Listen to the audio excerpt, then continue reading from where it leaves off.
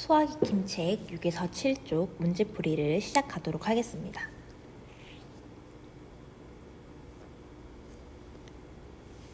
(1번) 문제를 풀기 전에 지난 시간에 배운 내용을 복습해 봅시다.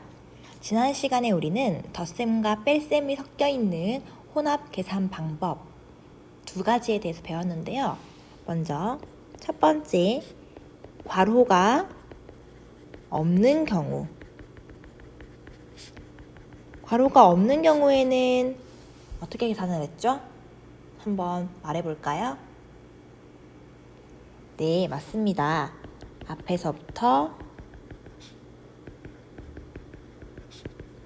차례대로 계산을 하였죠.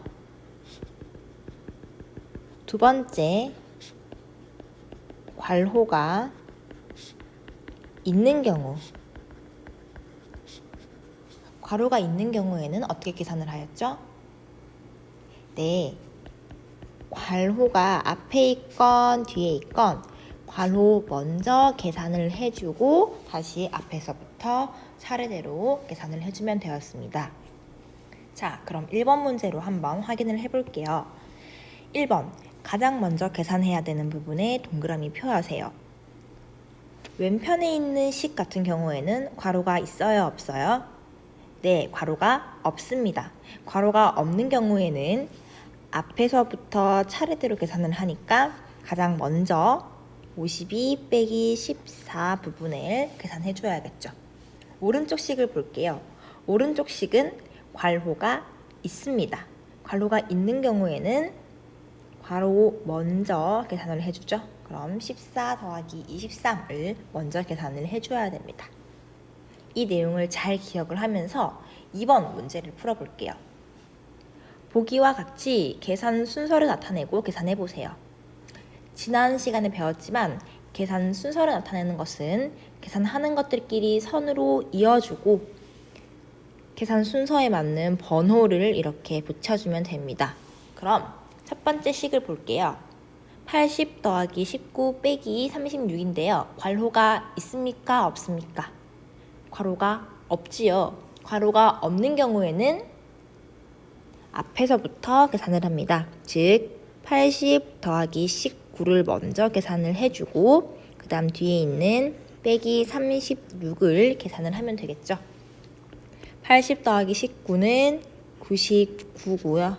뒤에 빼기 36을 해주면 63이라는 값이 나오네요. 자, 두 번째 식 보겠습니다. 이번에는 괄호가 있는 경우네요.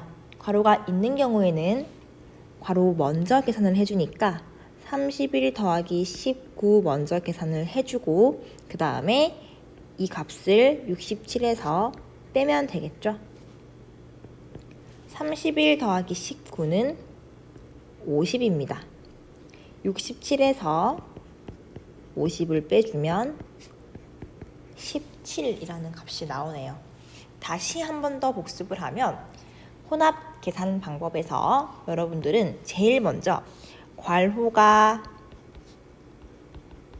없는지 괄호가 있는지를 확인을 해준 다음에 괄호가 없는 경우에는 앞에서부터 계산을 해주면 되고요.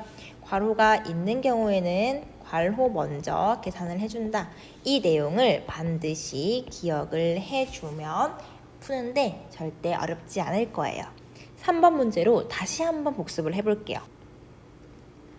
38 빼기 9 더하기 12. 첫 번째 식에서는요. 괄호가 없네요. 괄호가 없는 경우에는 앞에서부터 차례대로 즉 38 빼기 9 먼저 해주고 더하기 12를 나중에 해주면 되겠죠. 38 빼기 9는 29이고요. 더하기 12를 하면 41이라는 값이 나오네요. 두 번째 문제. 이번에는 괄호가 있는 경우네요. 이 경우에는 괄호 먼저 해주고 이 값을 24에서 빼주면 됩니다. 즉 6 더하기 10은 16이고요. 앞에 있는 24에서 빼주게 되면 8이라는 값이 나오게 되네요. 이번에는 문장제 문제로 연습을 해보겠습니다. 문장제 문제에서 제일 중요한 것은 여러분이 스스로 식을 세우는 거예요. 식을 세우기 위해선 먼저 구하고자 하는 것이 무엇인지를 잘 파악을 해야 됩니다. 문제를 한번 읽어볼게요. 지혜네 반 학급 문고에는 동화책 55권, 위인전 28권이 있습니다. 그 중에 36권을 친구들이 빌려갔습니다. 남은 책이 몇 권인지 하나의 식으로 나타내어 구해보세요. 먼저 아까 구하고자 하는 것이 무엇인지 파악을 잘 하여야 한다 했죠. 구하고자 하는 것은 남은 책이 몇 권인지입니다. 남은 책을 구하기 위해서 우리는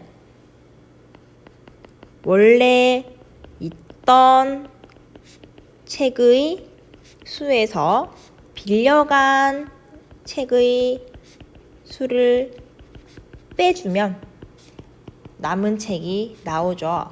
이런 식으로 여러분들이 구하고자 하는 것을 어떻게 구하면 되는지 생각을 해서 적은 다음에 문제를 읽고 거기에 맞게끔 수를 넣어주면 돼요. 원래 있던 책의 수 볼까요? 학급 문고에는 원래 동화책이 55권 있었고요. 위인전이 28권 있었습니다. 즉 있던 책의 수는 모두 더해주면 되고요.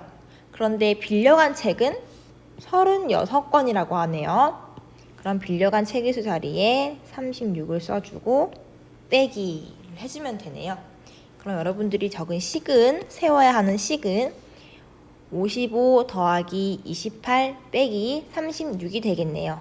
이 부분이 원래 있던 책의 수입니다.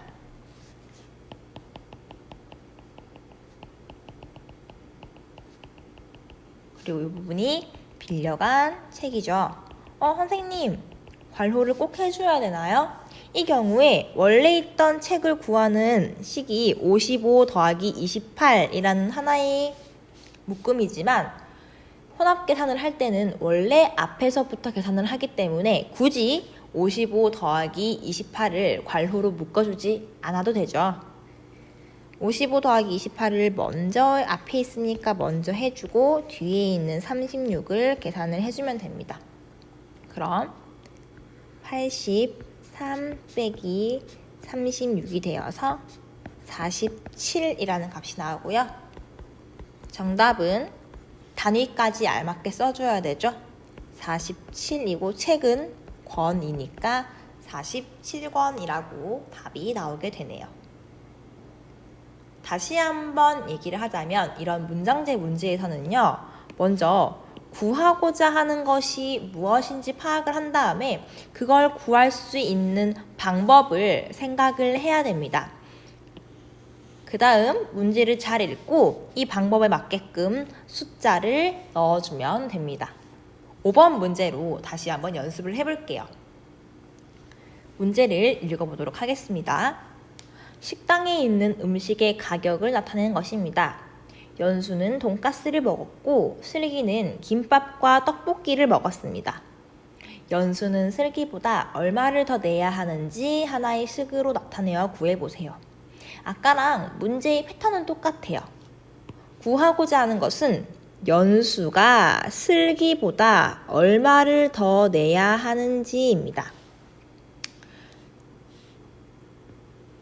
연수가 슬기보다 얼마를 더 내야 되는지, 즉 둘 사이에 내야 되는 금액의 차이를 구하기 위해서는 마찬가지로 빼주어야겠죠.